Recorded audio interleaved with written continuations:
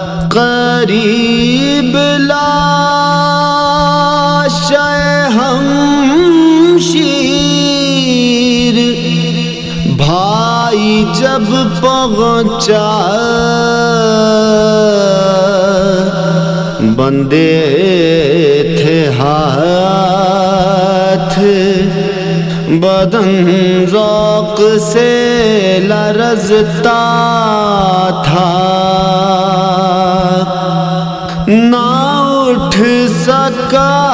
جو جنازہ. زندہ ہے آج تک اثر سوز کربلا، خیموں کی آگ بجھ گئی دل کی بجھی نہیں. محرم الحرام کا عشرہ اس وقت پوری دنیا میں منایا جا رہا ہے. ہر مکتب فکر،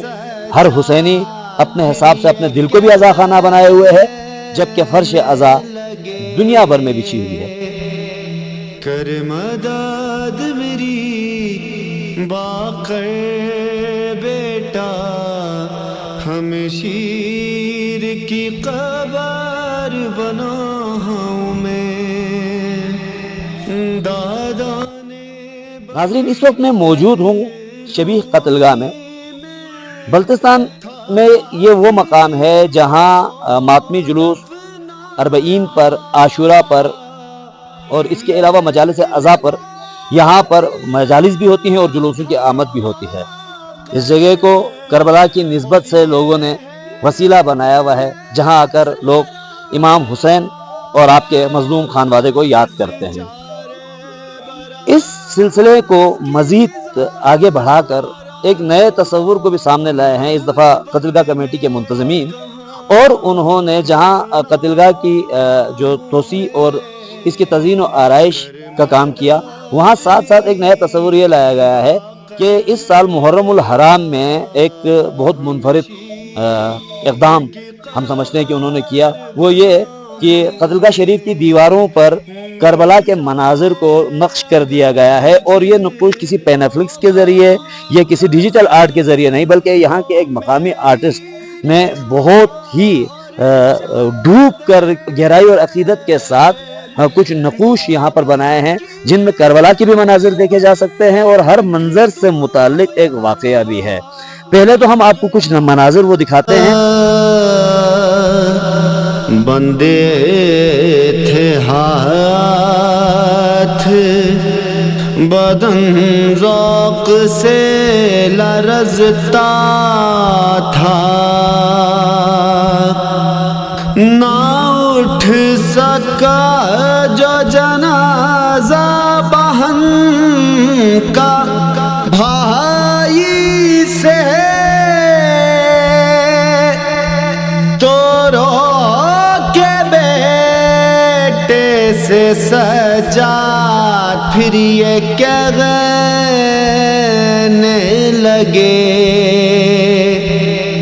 کر مدد میری باقر بیٹا، ہم شیر کی قبر بنا ہوں میں. دادا نے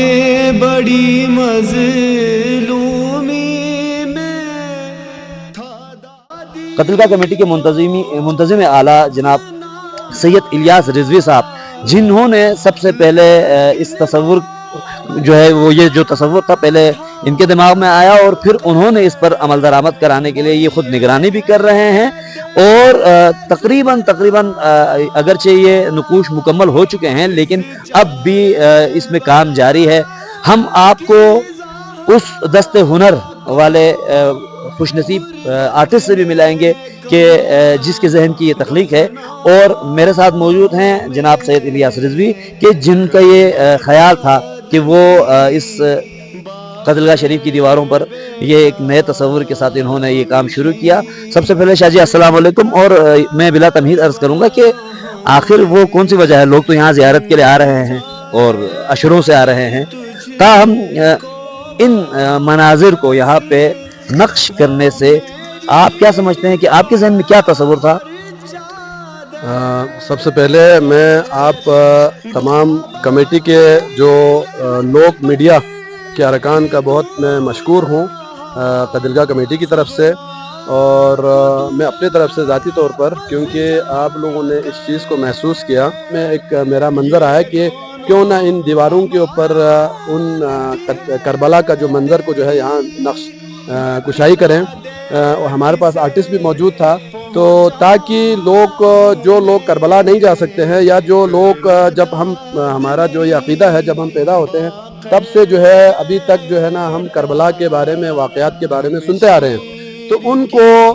باقاعدہ مصور کے طور پر جو ہے نا ان کو ان نقشوں کے ذریعے بچوں کو کم از کم بزرگوں کو جو آتے ہیں وہ یہاں آ کے ان کو دیکھ کر ان کو بالکل ان کا دماغ ایک تو زری شبیہ یہاں موجود ہے اور ساتھ میں جب ان تصویروں کو دیکھتے ہیں تو وہ ان کا پورا دل و دماغ جو ہے کربلا جو ہے وہ پہنچ جاتا ہے. شاہ جی آپ نے بالکل درست کہا. ایک طریقے سے آپ یہ کہنا چاہ رہے ہیں کہ یہ داستان کربلا کی نثری نہیں بلکہ تصویری عکاسی کی گئی ہے. شاہ صاحب یہ بتائیے گا کہ ہم نے یہ بھی سنا ہے کہ غیر ملکی سیاح جو آتے ہیں تو وہ قتل گاہ میں بھی آتے ہیں تو خصوصی طور پہ بہت زیادہ دلچسپی سے ان تصاویر کو دیکھتے ہیں. کیا یہ بات درست ہے؟ جی یہ بالکل آپ کی بات صحیح ہے. یہاں آپ کچھ دن پہلے جو ہے یہاں انگریز سے جو کچھ 4-5 کی شکل میں ایک گروپ آیا تھا، انہوں نے باقاعدہ ان کی تصاویر لی اور انہوں نے پوچھا کہ یہ کیا ہے، اور پھر ہم نے اپنا کہا کہ یہ وہ واقعہ ہے جو کربلا میں ہوا تھا، اس کو ہم نے یہاں پینٹنگ کے ذریعے یہاں پہ لوگوں کو دکھانے کی کوشش کی ہے. ناظرین یہ دیکھیے یہ خیمے ہیں اور جو سن 61 ہجری میں خیام حسینی کو آگ لگائی گئی تھی، جس طرح میں نے شعر میں کہا کہ خیموں کی آگ بجھ گئی دل کی بجھی نہیں، اور یہ رزمگاہ کربلا کا ایک منظر ہے. تو شاہ صاحب ان مناظر کو کیا باقاعدہ کسی کانسیپٹ کے تحت آپ نے خود ترتیب دیا تھا یا یہ آپ کے آرٹسٹ نے ان تمام مناظر کو، کیونکہ بہت ٹکڑوں میں بٹیا ہوا یہ ایک سلسلہ نظر آ رہا ہے؟ جی جب آرٹسٹ سے میری پہلی بار ملاقات ہوئی تھی تو اس کا اور میرا ملا جلا جو ہے ہمارا کانسیپٹ ہے کہ اس کا بھی ذہن میں یہ تھا کہ ہم مصور کے ذریعے جو ہے نا ہم یہاں نقشکاری کے ذریعے جو ہے نا یہاں کربلا کا جو منظر جو 61 ہجری میں جب آپ نے ابھی فرمایا تو 61 ہجری میں جو واقعہ ہوا تھا اس کو ہم کسی نہ کسی آرٹسٹ یا کسی مصور کی شکل میں ہم لوگوں کو یہ دکھائیں گے. تو جس طرح ہمیں بتایا گیا ہے، جو ہم نے پڑھا ہے یا جو ہم نے سنا ہے اسی کو ہم نے یہاں پہ عکس کرنے کی کوشش. سبحان اللہ. یہ ناظرین بڑا اہم نقطہ تھا. واقعی ایک چشم تصور میں کربلا ہے. اس زمانے میں یقیناً ایسی کوئی ٹیکنالوجی نہیں تھی کہ رزمگاہ کربلا میں ہونے والے اس معرکے کو تصویروں میں اتارا جاتا، لیکن آپ یقین کیجئے جب میں ان مناظر کو دیکھ رہا تھا تو یہ بالکل وہی منظر کشی ہمیں لگتی ہے کہ جو ہم چشم تصور سے دیکھتے ہیں. اب عبداللہ الحسین کے خیمے، شام کی فوج، ایک جنگ، اور اس روز لشکر حسینی کے سب سے چھوٹے مجاہد شہزادہ علی اصغر کی بھی یہاں ہم نے ابھی دیکھا کہ تصویر بنی ہوئی ہے. اور اس نقش میں ایک خاص بات یہ ہے کہ یہ پورا واقعہ اس میں موجود ہے، اور وہ واقعہ کیا ہے جب آپ اس تصویر کو دیکھیں گے تو یقیناً آپ پھر مقاتل میں اس کو ملاحظہ کر سکتے ہیں. ایک بہت روحانی سا پر اثر احساس ہے کہ اس قتل گاہ میں جیسے آپ نے کہا کہ سیاح آتے ہیں، لوگ آتے ہیں، اس قتل گاہ کے بارے میں عقیدہ یہ پایا جاتا ہے کہ یہاں منتیں اور مرادیں پوری ہوتی ہیں. یہ بات ذرا میں سمجھتا ہوں کہ ناظرین جو ہے کو اس کی وضاحت آپ کریں. جی صاحب آپ نے بالکل صحیح فرمایا کہ یہاں پہ بہت سارے ایسے واقعات ہیں جو لوگ آئے ہیں اپنی مرادیں پوری کرنے کے لیے، اور یقیناً وہ مرادیں پوری ہو کے چلے گئے ہیں. آپ کو اگر یاد ہو تو یہاں پہ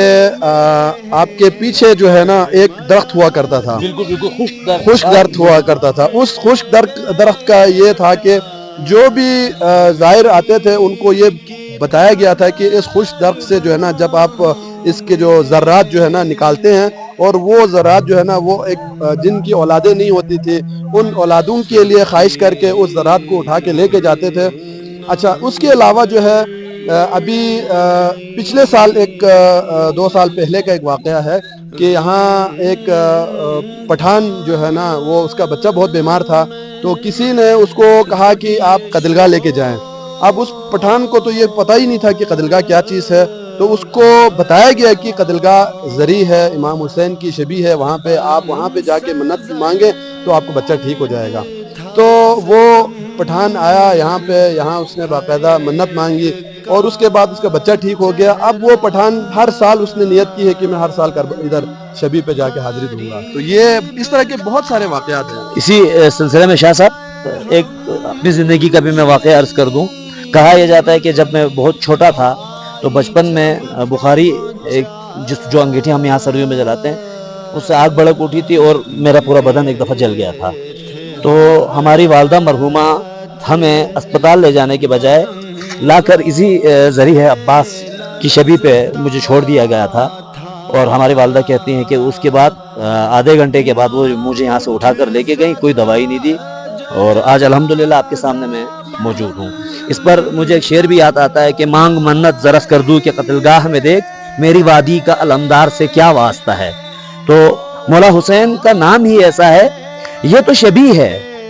یہ تو صرف ایک وسیلہ ہے کہ یہاں ہم جب آتے ہیں تو یہاں سے اصل میں ہماری روح کا تعلق بن جاتا ہے اس کربلا کے ساتھ، اس نینوا کے ساتھ، کہ جہاں پر علی کے غیرت مند بیٹے نے شجاعت کی، عزم کی اور حق کی ایک تاریخ رقم کر دی۔ ناظرین آپ کو ذرا کچھ مناظر دکھاتے ہیں۔ یہ دیکھیے، یہ وہ دلخراش معرکہ تھا کہ جس نے ارض و سما کو ہلا کے رکھ دیا۔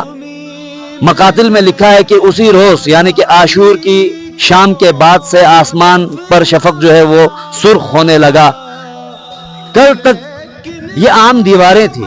لیکن آج یہاں پر کربلا بول رہی ہے، آج یہاں حسین بولتا ہے، آج یہاں حسین کا اصغر بولتا ہے، آج یہاں خیام حسینی میں لگی آگ بولتی ہے۔ میں ایک منظر اور دکھانا چاہتا ہوں، شاہ صاحب آپ بھی میرے ساتھ ساتھ تشریف لائیے گا۔ ناظرین اس منظر پر میں تمہید وہاں باندھ چکا تھا۔ یہ کس قدر دل کی گہرائی سے بنایا گیا نقش ہے کہ یہ وہ خون ناحق تھا جو ایک بے شیر کا بہا، اور اسی پر جوش نے کہا تھا کہ اصغر تمہارے ہنسنے پہ روتی ہے فوج شام، تم تیر کھا کے آئے ہو یا تیر مار کے۔ یہ بات وہ ہے کہ جس کو آج بھی دنیا کہ تمام فلاسفرز، تمام دانشور جس کا جواب نہیں دے سکتے کہ معرکہ کربلا میں اس ششمہ ہے مجاہد کی پیاس، اس کی تشنہ لبی کا جواب دنیا کیا دے گی۔ یہ ایک اور نقش، یہ شام غریباں کے بعد کا وہ منظر ہے جب سیدہ عالیہ زینب سلام اللہ علیہا فاتح شام نے امام وقت مولا سید سجاد کو جلتے خیموں سے بچایا تھا۔ یہ نقش ناظرین صرف ایک نقش نہیں بلکہ یہ عزم زینبی، حماسہ حسینی، صبر سجاد کی عکاسی کرتا ہے۔ یہ جلتا ہوا خیمہ اور اس میں لگی آگ، یہ شام کے لوگوں کا تو یہ خیال تھا کہ اس کے بعد آل حسین اور ولایت علی کا نام مٹ جائے گا، لیکن آج بھی دیکھیں کہ لہرا رہا ہے آج بھی پرچم حسین کا۔ آگے چلتے ہیں۔ کربلا کے مرکزی کردار، کربلا کے یوں تو کربلا کا ہر کردار یقیناً قابل تقلید ہے، لیکن جس نے وفاؤں سے اپنی داستان لکھی، کہ آپ دیکھیے گا کہ پانی کے آگے پہنچ کر بھی جو پیاسا پلٹ رہا ہے مگر سرفراز ہے، عباس کبریا تو نہیں بے نیاز ہے۔ علمدار کربلا کی وہ عکاسی کی گئی ہے کہ جب نہر القما کو لشکر کو چیر کر علی کا فاتح بیٹا مسخر کر گیا اور یہ دکھایا کہ ہم یہ جنگ پانی کے لیے نہیں بلکہ حق کے لیے لڑ رہے ہیں۔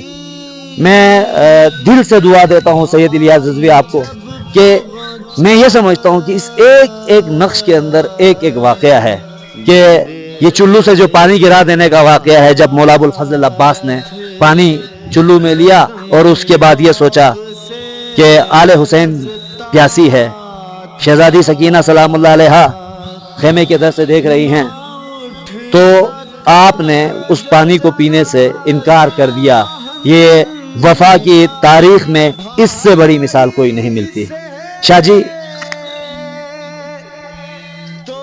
میں اس نقش کو دیکھ کر اس کے بارے میں بات کرنے کی مجھ میں زیادہ ہمت نہیں ہے۔ ناظرین، جس دست ہنر نے ان دیواروں میں یہ نقش بھرے اور کربلا کو ان دیواروں پر زندہ کر دیا، یوں تو کربلا قیامت تک زندہ ہے، لیکن یہ تو ہم اپنے حصے کی نوکری کر رہے ہوتے ہیں شاہ جی، ہم اپنے حصے کی شمع جلا رہے ہوتے ہیں۔ تو میرے بہت عزیز دوست بھی ہیں، میرے بھائی بھی ہیں، محمد افضل خود بھی آزادار ہیں۔ افضل، یہ کوئی روایتی پروگرام نہیں ہے، میں صرف یہ چاہوں گا کہ آج آپ اپنا دل کھول کے بتائیں لوگ میڈیا کے پلیٹ فارم سے کہ ہم نے دیکھا تھا کہ سرخ، سبز، سفید اور سیاہ رنگوں سے تو آپ دلچسپ تصویریں بناتے ہیں، لیکن ان تصاویر کو دیکھنے کے بعد میں بہت مشکل سے خود پہ ضبط کر کے سوال پوچھ رہا ہوں کہ جب آپ یہ تصاویر یا ان نقوش کو ان دیواروں پہ کندہ کر رہے تھے، آپ کے اپنے کیا جذبات تھے؟ بسم اللہ الرحمن الرحیم۔ میری زبان جو ہے اس قابل نہیں ہے کہ امام علی مقام کے شان میں